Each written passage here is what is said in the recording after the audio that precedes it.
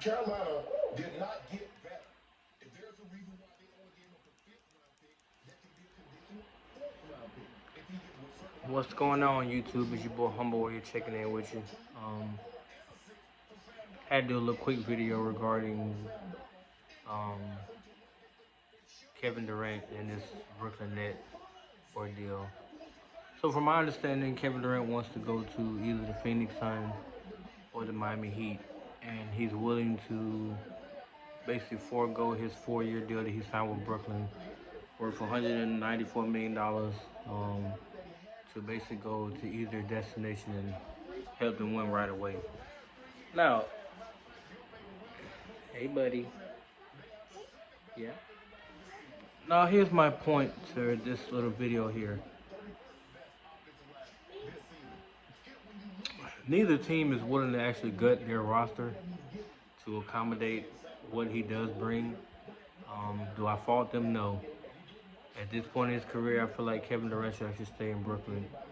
Um, he owes it to the organization to at least get them where he promised them they would be, which is in the finals, winning the championship.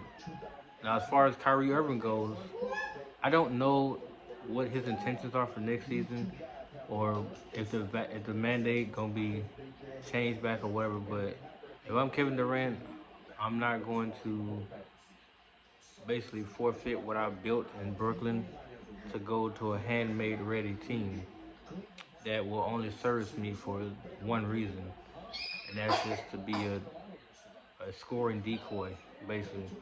Because we already know wherever Kevin Durant goes, he's going to put up his points. And then the team is probably going to win between 65 to 68 games. So it's not like they're going to be a laughing stock. But at the same time, you promised the city of Brooklyn that you would stay. And then you sign that extension. And all of a sudden you up and leave. Now, I don't know the dynamics as to why he wants to actually leave or why he chose those two destinations. But to me, he's still a superstar in my eyes. He's still better than LeBron. He's still the premier player in the NBA. But in order to solidify his running and being considered, a monumental type, generational type talent, um, or a player or the greatest player of all time, it would help his case if he actually stayed in Brooklyn, went to the finals, won a championship. That would help him a great deal. It would give people that taste that they wanted to see when he was in OKC. Because the Golden State Championships, people have an asterisk beside it. And in some cases, they have a point. But in others, if they really sit and think about it, if Golden State doesn't acquire him, they don't beat Cleveland 2 years in a row. They just don't. But because Golden State won the title this year, and Kevin Durant got swept by the team that actually lost to Golden State in the finals, that hurts him a lot. Because to me, Brooklyn had the best talent, but Boston had the better team, which is the one thing I agree with no matter what people do say. So for me, if he stays and then he makes a deep playoff run, they do reach the finals, and he happens to lead them to a victory, I'll be more inclined to say that he made the right decision. Now to go to Phoenix, if he went wherever he wins the title, whether it's Phoenix or Miami, I'm not gonna be as impressed with those titles as I would be if he stayed in Brooklyn, because I just believe that he actually can give Brooklyn a championship. I just think that he's burnt out by the Kyrie saga, by the fact that the the coach that he chose to let them, well, they ran the decision by him to hire Steve Nash, and he agreed to it. And then he saw what actually happened the last 2 years, where Steve Nash got outcoached by his assistant coach, who was on his staff just last year, and then that same assistant swept you. That's gut wrenching, especially when your superstar player got basically outed and you made no adjustments to help him out. So please, Kevin Durant, stay in Brooklyn. You know, don't abandon what you're trying to build there. Now, yeah, in about 2 years, if it's not really working out, then I would move on. But at least you give yourself a two more years of the 4-year deal to see what happens. Because who knows, this year, from what I see in free agency, you're signing decent picks. You're signing decent people that can actually play within the system you're trying to run, and they can help you win games. Now, as far as Kyrie goes, you can't bank on him because you never know. And with Ben Simmons, his mental health is a big concern, but you're still the man on the team. They follow your lead. So if you're the one saying you want to leave and everybody else is staying, then that's not a good look. So whatever you have to do to get yourself to play in Brooklyn, do that, but find peace in doing that. If you don't want to stay in Brooklyn, if you don't want to stay in Brooklyn, then you know I seriously doubt that the teams you're trying to get to, they're not gonna budge on trying to get you because that's a lot they're giving up just to get you, and then they go back to where they were once you leave them. So it's, I mean, like Golden State when he left and after 2019, they took a big hit. You know, Clay was still hurt, and they didn't make the playoffs, and you know people crucified Steph, but that's because at the time Kevin Durant was their nucleus. Now everything did not revolve around him because they had a free flowing system, but you see the impact he had on both ends of the floor. So it's not like something that you can replace easily. No, it's not. But they managed to win the title this year, and kudos to them.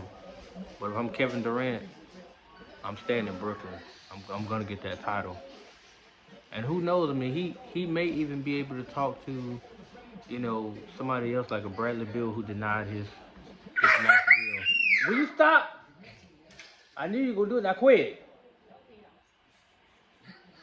But who denied his max deal?